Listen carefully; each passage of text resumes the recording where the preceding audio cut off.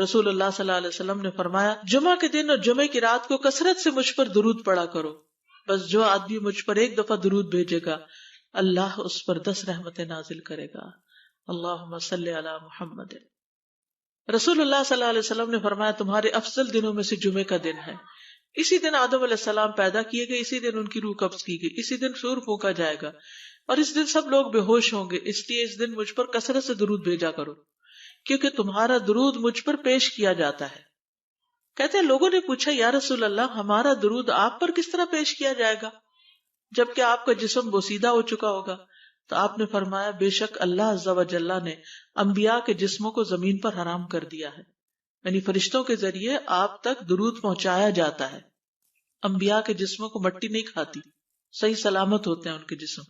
سورۃ الکہف پڑھنا، نبی صلی اللہ علیہ وسلم نے فرمایا جو شخص جمعہ کے دن سورۃ الکہف پڑھتا ہے تو اس کے لیے دوسرے جمعے تک نور روشن رہتا ہے۔ غسل کرنا، ہر بالغ پر جمعہ کے لیے جانا ضروری ہے، اور ہر وہ شخص جس پر جمعہ کے لیے جانا ضروری ہے اس پر غسل ہے، یعنی اس کو لازمی غسل کرنا چاہیے، اللہ یہ کہ کوئی مجبوری ہو۔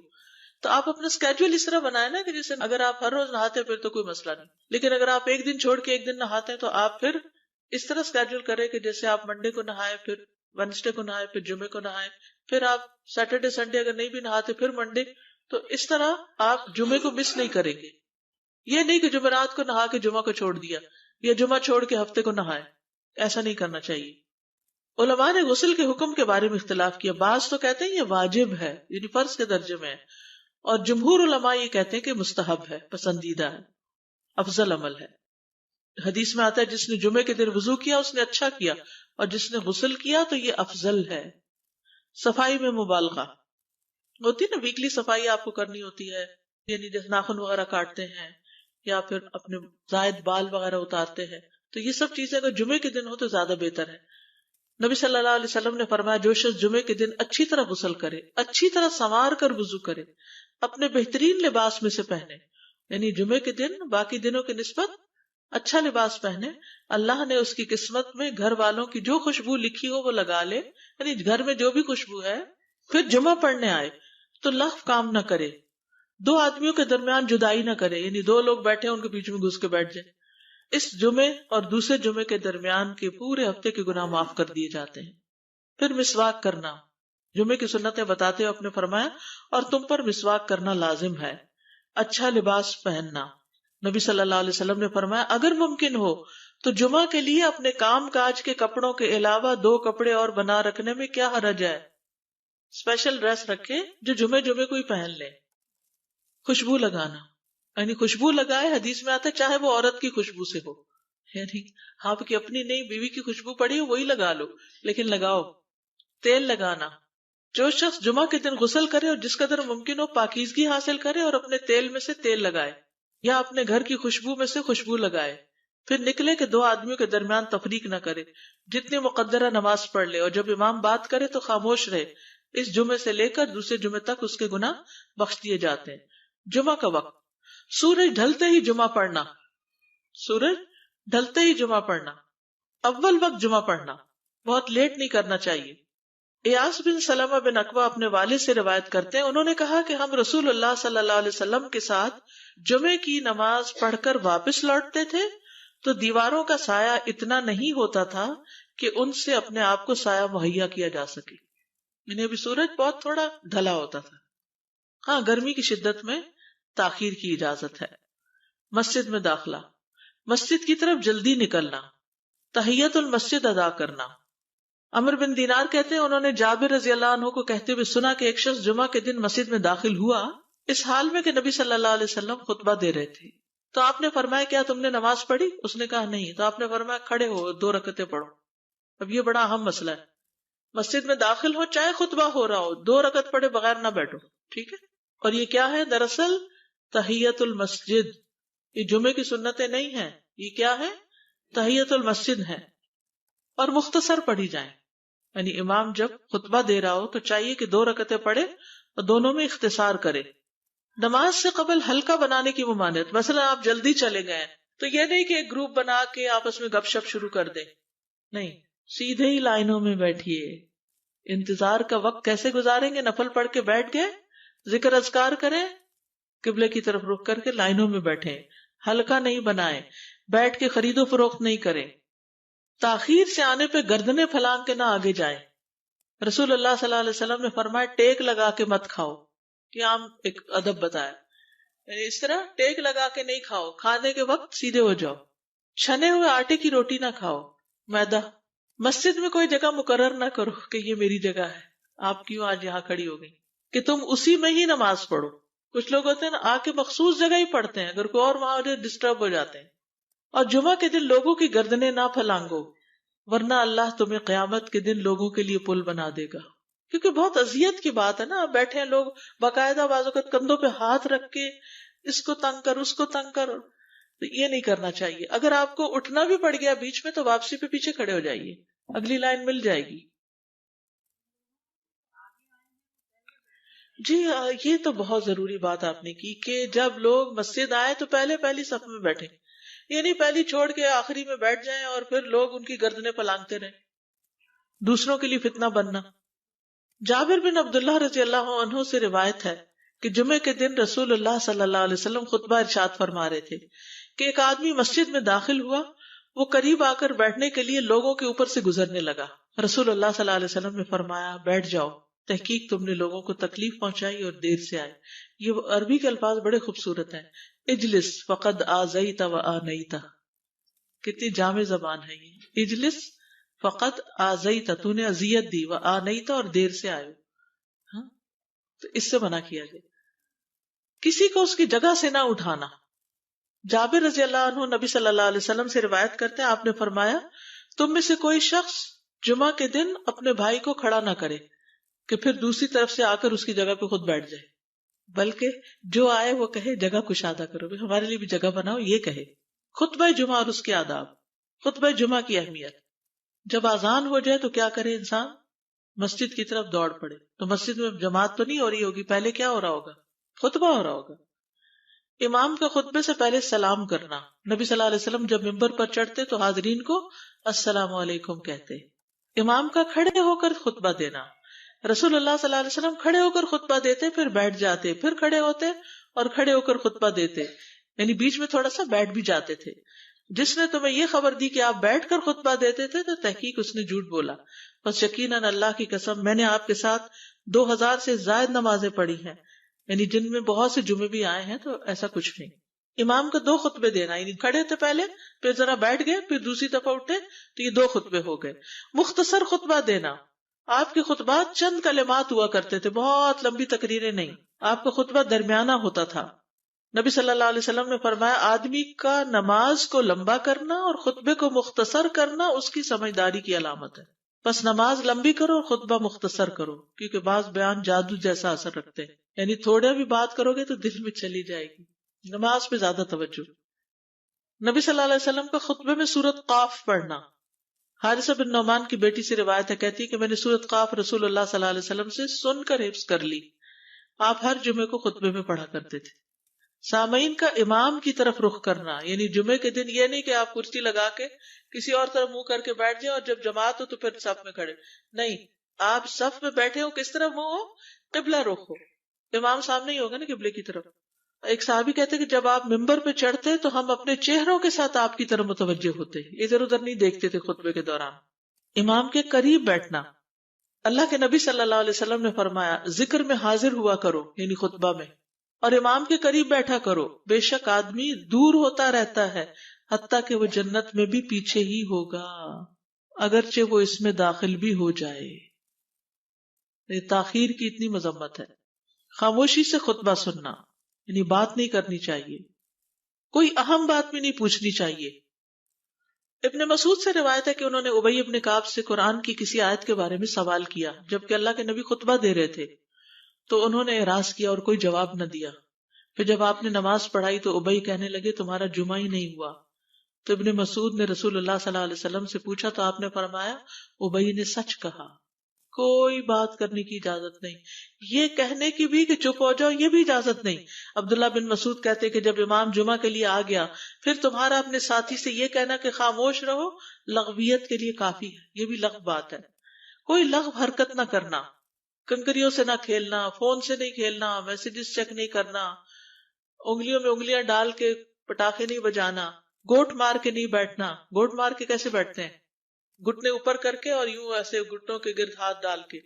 کئی دفعہ ایسے نظر آتا ہے کہ خطبے میں لوگ اس طرح بیٹھے ہوتے ہیں کیونکہ پتہ نہیں ہے. یعنی آپ چوکڑی مار سکتے ہیں. آپ سب سے افضل پوزیشن تو یہ ہے کہ جیسے نماز کے اتحیات میں ہم بیٹھتے ہیں، لیکن کچھ لوگ اس طرح بیٹھ نہیں سکتے، چلے کرسی میں بیٹھ جائیں.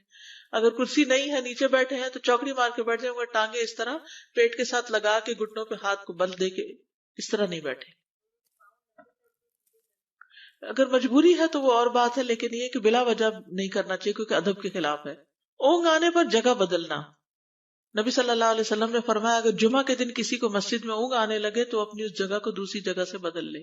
کہ بعض اوقات ایسا ہوتا ہے نا، خطبے کے وقت بڑی سکینت ہوتی ہے اور آخری خطبہ تو آپ نیند میں ہی سنتے ہیں. نماز جمعہ کی رکعت 2 رکعت ہے فرض بس. جمعہ کی نماز 2 رکعتیں ہیں اور ان دونوں میں قرات ہوتی ہے.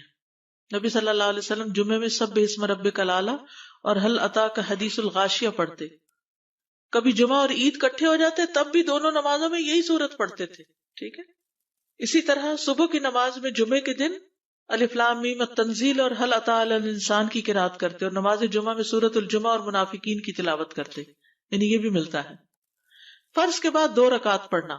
عبداللہ بن عمر سے روایت ہے انہوں نے رسول اللہ صلی اللہ علیہ وسلم کی نفل نماز کو بیان کیا اور کہا کہ آپ جمعے کے بعد کوئی نفل نماز نہیں پڑھتے تھے حتیٰ کہ واپس تشریف لے جاتے، پھر اپنے گھر میں 2 رکعت پڑھتے تھے. اب جو لوگ گھر نہیں جاتے تو پھر وہیں پر وہ پڑھ لیتے ہیں، ورنہ آپ صلی اللہ علیہ وسلم اپنی سنتیں وغیرہ گھر میں پڑھتے تھے. اور اسی طرح 4 بھی پڑھی جا سکتی، 2 بھی ہیں 4 بھی ہیں. آپ صلی اللہ علیہ وسلم نے فرمایا جب تم میں سے کوئی جمعہ پڑھ چکے تو اس کے بعد 4 رکعتیں پڑھے. یہ آپ کا حکم ہے. تو جب آپ کا 2 چیزیں ہوتی ہیں سمجھنے کے لیے، ایک آپ کا فعل ہوتا ہے اور ایک آپ کا حکم ہوتا ہے. تو ہمارے لیے کیا ہے؟ جو آپ کا حکم ہو. جمعے کے بعد کوئی اور نماز پڑھنے سے پہلے گفتگو کرنا، یعنی سنت پڑھنے سے پہلے گفتگو کرنا. اسما بن مالک سے مرفوعاً روایت ہے کہ جب تم میں سے کوئی آدمی جمعہ کی نماز پڑھے تو اس کے بعد اس وقت تک کوئی نماز ادا نہ کرے جب تک کسی سے کلام نہ کرے یا اس جگہ سے نکل نہ جائے. پہلے منع تھا، اب کوئی نہ کوئی بات کر لینی چاہیے. نہیں سمجھ آئی؟ یعنی جمعہ پڑھ لیا آپ نے اور پھر کسی سے آپ سلام دعا کر لیں، اس کے بعد سنت پڑھیں یا نفل جو بھی. ٹھیک ہے. اور گھر جانا ہے تو گھر جا کے پڑھیں، اور اگر گھر نہیں جانا، کام پہ جانا ہے تو ادھر ہی پڑھ کے چلے جائیں. کتنا پیارا ہے ہمارا دین کہ اتنا لمبا بھی چپ کا روزہ نہیں رکھوایا. بالکل. عاصم سے روایت ہے، وہ ابو قلابہ سے نقل کرتے ہیں، میں نے ان کے ساتھ جمعہ کی نماز پڑھی. جب میں نے اپنی نماز پوری کر لی انہوں نے میرے ہاتھ کو پکڑا اور میری جگہ پر کھڑے ہوئے اور مجھے اپنی جگہ پہ کھڑا کیا. وہ جو ہم چینج کرتے ہیں نا جگہ، وہ اس کی بات ہو رہی ہے. یعنی جمعے کے بعد کوئی اور نماز پڑھنے سے پہلے بات بھی کر لینا، جگہ بھی تبدیل کرنا. لیکن اگر کچھ لوگ پہلے سے ہی آپ کی سنتیں شروع کر چکے اور کوئی چینج کرنے والا نہیں تو پھر پڑھ لیجئے. یعنی یہ مستحب اعمال ہے، ان میں ایسا نہیں کہ کوئی گناہ لازم ہو جائے گا، لیکن افضل یہ ہے، افضل سے اجر زیادہ ہو جاتا ہے. جمعہ کے دیگر احکام. 1 رکعت پانے پر بھی جمعہ ادا ہو جاتا ہے. یعنی اگر کسی کو رش مل گیا، پارکنگ نہیں ملی اور 1 رکعت میں بھی پہنچ گیا تو جمعہ ہو گیا. امام سے دعا کا کہنا. انس کہتے ہیں کہ ایک سال نبی صلی اللہ علیہ وسلم کے عہد میں لوگ قحط میں مبتلا ہوئے. جمعہ کے دن میں نبی صلی اللہ علیہ وسلم کے خطبہ پڑھنے کے دوران میں ایک اعرابی کھڑا ہو گیا. کہا یا رسول اللہ، مال تباہ ہو گئے، بچے بھوکے مرنے لگے، اس لیے آپ اللہ سے ہمارے حق میں دعا کیجیے. آپ نے اپنے دونوں ہاتھ اٹھائے. اس وقت آسمان پر بادل کا ایک ٹکڑا بھی نہیں تھا. قسم ہے اس ذات کی جس کے ہاتھ میں میری جان، آپ نے ہاتھ اٹھائے بھی نہیں تھے کہ پہاڑوں کی طرح بادل کے بڑے بڑے ٹکڑے امڑ آئے. یہ معجزہ ہے آپ کا، آپ کی دعا قبول ہو گئی. پھر آپ ممبر سے ابھی اترے نہیں تھے کہ میں نے آپ کی داڑھی پر بارش کے قطروں کو ٹپکتے ہوئے دیکھا. اس دن خوب بارش ہوئی. پھر دوسرے دن، تیسرے، چوتھے، حتیٰ کہ دوسرے جمعے تک سلسلہ جاری رہا. دوسرے جمعے وہی عرابی یا کوئی اور کھڑا ہو گیا اور کہا یا رسول اللہ، چھتیں گر گئی، مال ڈوب گیا، اس لیے آپ ہمارے لیے اللہ سے دعا کیجیے. چنانچہ آپ نے اپنے دونوں ہاتھ اٹھائے اور فرمایا اے میرے اللہ، ہمارے ارد گرد برسا، ہم پر نہ برسا. اور بدلی کے جس طرف اشارہ کرتے وہ بدلی ہٹتی جاتی اور مدینہ ایک حوض کی طرح ہو گیا. وادی کنات 1 مہینے تک بہتا رہا. جو شخص بھی کسی علاقے سے آتا تو اس پر بارش کا حال بیان کرتا، جیسے ہوتا ہے نا کوئی فلڈ آ جائے یا کچھ ہریکین، تو پھر ہر کوئی موضوع گفتگو ہو جاتا ہے. جمعہ کے بعد قیلولہ کرنا. انس کہتے ہیں کہ ہم لوگ جمعہ کے دن سویرے نکلتے اور جمعہ کی نماز کے بعد قیلولہ کرتے تھے. جمعہ کے بعد کھانا کھانا. سہل کہتے ہیں کہ ہم نہ تو قیلولہ کرتے نہ دوپہر کا کھانا کھاتے مگر جمعے کے بعد. لنچ کب ہے؟ جمعے کے بعد. جمعے کو قیام و سیام کے لیے خاص کرنے کی ممانعت ہے، یعنی اس دن کی رات کو شب جمعہ منانا کہ اس رات پوری عبادت کریں گے، یہ سنت سے ثابت نہیں. ٹھیک ہے. اور دن کو روزے کے لیے خاص کرنا یہ بھی سنت سے ثابت نہیں، الا یہ کہ کوئی معمول کا روزہ رکھتا ہے، ایام 20 کا روزہ ہے تو وہ اور بات ہے. ابو ہریرہ سے روایت ہے کہ میں نے رسول اللہ صلی اللہ علیہ وسلم کو فرماتے ہوئے سنا، تم میں سے کوئی شخص جمعہ کے دن روزہ نہ رکھے مگر یہ کہ اس کے ایک دن پہلے یا اس کے بعد کا دن ملا کر روزہ رکھے. جمعہ کے دن خرید و فروخت کی ممانعت ہے. جمعہ کے دن جب نماز کے لیے پکارا جائے تو اس وقت اللہ نے خرید و فروخت سے منع کیا ہے. وَذَرُوا الْبَيْعَ، اس دن کاروبار حرام ہے. اور یہ جمعے کی دوسری اذان کے ساتھ تعلق رکھتا ہے، یعنی صبح صبح کام کر سکتے ہیں لیکن اذان ہوتے ہی چھوڑ دیں، اور جب پھر جمعہ سے فارغ ہو جائے تو دوبارہ دکان پہ جا کے بیٹھ جائیں. جابر بن عبداللہ کہتے ہیں کہ نبی صلی اللہ علیہ وسلم جمعہ کے دن خطبہ ارشاد فرما رہے تھے کہ مدینہ میں ایک تجارتی قافلہ آیا. رسول اللہ صلی اللہ علیہ وسلم کے صحابہ اس کی طرف لپک پڑے اور آپ کے پاس مسجد میں صرف 12 آدمی بچے. تو رسول اللہ صلی اللہ علیہ وسلم نے یہ صورت دیکھ کر فرمایا، اس ذات کی قسم جس کے ہاتھ میں میری جان ہے، اگر تم سارے کے سارے چلے جاتے اور کوئی بھی باقی نہ بچتا تو اس وادی میں آگ بہ پڑتی. یعنی اتنا بڑا جرم ہے یہ. پھر یہ آیت نازل ہوئی، وَإِذَا رَأَوْا تِجَارَةً أَوْ لَهْوًا انفضوا إِلَيْهَا وَتَرَكُوكَ قَائِمًا، جب وہ کوئی سودا بکتا دیکھیں یا کوئی تماشا نظر آ جائے تو اس کی طرف دوڑ جاتے ہیں اور آپ کو کھڑا ہی چھوڑ دیتے ہیں. راوی کہتے ہیں جو 12 آدمی رسول اللہ صلی اللہ علیہ وسلم کے ساتھ رہے ان میں ابو بکر اور عمر رضی اللہ عنہ بھی شامل تھے. جمعے کے دن قبولیت کی گھڑی ہوتی ہے، اس وقت اللہ سے بھلائی مانگنی چاہیے. رسول اللہ صلی اللہ علیہ وسلم نے فرمایا، جمعے کے دن میں ایک گھڑی ایسی ہے کہ کوئی مسلمان اللہ سے کسی خیر کا سوال کرتے ہوئے اس کی موافقت نہیں کرتا مگر اللہ اسے وہی خیر عطا کر دیتا ہے. فرمایا یہ ایک چھوٹی سی گھڑی تھوڑی دیر کے لیے ہوتی ہے اور یہ ہر جمعے کو ہوتی ہے. ٹھیک ہے. اور خصوصاً نماز میں بھی اگر کوئی دعا کر رہا ہوتا ہے نا انسان تو وہ بھی قبول ہو جاتی ہے. نماز میں دعا کہاں ہوتی ہے؟ شروع میں ہوتی ہے، رکوع میں ہوتی ہے، سجدے میں ہوتی ہے، تشہد میں ہوتی ہیں. تو اگر یعنی جمعہ پڑھ رہے ہیں اور بیچ میں دعائیں آ گئی ہیں تو ہو سکتا ہے وہی گھڑی آ گئی ہو اور آپ کی دعا قبول ہو جائے. اور یہ تورات میں بھی اس کا ذکر تھا. ابو ہریرہ رضی اللہ عنہ کہتے ہیں کہ رسول اللہ صلی اللہ علیہ وسلم نے فرمایا، بہترین دن جس میں سورج طلوع ہوتا ہے جمعہ کا دن ہے. اس دن میں ایک گھڑی ایسی ہے کہ نماز کی حالت میں اگر کوئی مسلمان بندہ اللہ عز و جل سے کچھ طلب کرے تو وہ اس کو ضرور دیتا ہے. کعب نے کہا ایسا سال میں ایک مرتبہ ہوتا ہے؟ تو میں نے کہا نہیں بلکہ ہر جمعہ کو ہوتا ہے. کہتے ہیں پھر کعب نے تورات پڑھی تو کہا نبی صلی اللہ علیہ وسلم نے سچ فرمایا. ابو ہریرہ رضی اللہ عنہ کہتے ہیں کہ میں بعد میں عبداللہ بن سلام سے ملا اور ان سے اپنی اور کعب کی مجلس کا بتایا تو عبداللہ بن سلام رضی اللہ عنہ نے کہا میں جانتا ہوں وہ گھڑی کب آتی ہے. ابو ہریرہ نے کہا مجھے بھی بتائیے. انہوں نے کہا وہ جمعہ کے دن میں آخری گھڑی ہے. میں نے کہا یہ جمعے کے دن کی آخری گھڑی کیسے ہو سکتی ہے؟ حالانکہ رسول اللہ صلی اللہ علیہ وسلم نے فرمایا جو مسلمان بندہ اس کو نماز پڑھتے ہوئے پائے. اس وقت میں کوئی نماز نہیں پڑھی جاتی. تو عبداللہ بن سلام نے کہا کیا رسول اللہ صلی اللہ علیہ وسلم نے یہ نہیں فرمایا جو شخص نماز کے انتظار میں بیٹھا رہے وہ گویا نماز ہی کی حالت میں ہے حتیٰ کہ نماز پڑھ لے؟ کہتے ہیں میں نے کہا ہاں. تو انہوں نے کہا بس یہی ہے. یعنی اس وقت کیا کرنا چاہیے؟ آخری گھڑی میں وضو وغیرہ کر کے مغرب کی نماز کے انتظار میں بیٹھ کے دعائیں کریں، اذان ہو تو نماز پڑھ لیں. عصر کے بعد سے مغرب تک کا وقت ہے.